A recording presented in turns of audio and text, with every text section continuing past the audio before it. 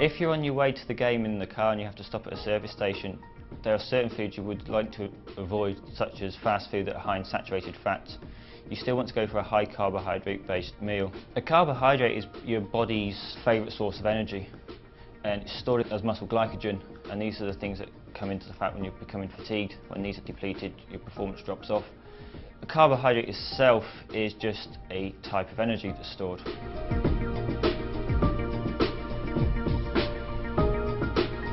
Protein isn't used as an energy source so much as fats and carbohydrate. Protein is good for strength training, because when you use strength training the muscles get broken down a bit and you need to increase the protein intake to resynthesize the protein within the muscle so the muscles can get bigger. One of the key factors for fatigue is dehydration. When you sweat you obviously lose a lot of water. This in turn reduces your blood volume, which means your heart rate has to work much harder to pump blood around the body to get the nutrients to the muscles and to remove the waste products. As a consequence of this, you actually fatigue much quicker and you can become hotter and suffer from heat stress, and obviously performance drops off. So when you're exercising, it's important to drink a lot of fluid. The main idea is to drink at least 500 millilitres of probably a sports drink 1 to 2 hours before you start, and then you can top this up again before you actually start playing the match, in between the warm-up and the start of the game. Then during a game it's good to drink 150 to 200 millilitres, which is about a cupful, every 15 to 20 minutes or whenever you get the opportunity. If you watch a game on television you'll see players go around the physio or go to the sideline when there's an injury or break in play, and they'll always have a quick drink of water, or normally energy drink.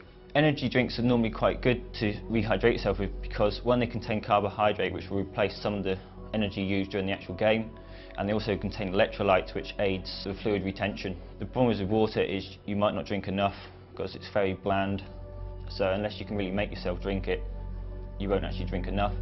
Also, because it hasn't got the salts in it, there's a chance it will just go straight into urine formation and pass through the body.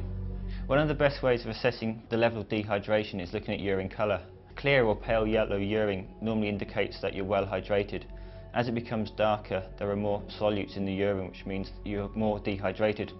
Thirst isn't actually a good indicator of dehydration. As soon as you start feeling thirsty, your body is actually already becoming dehydrated. What you need to do is actually train yourself to drink regularly and at sufficient volumes to maintain your weight throughout the day.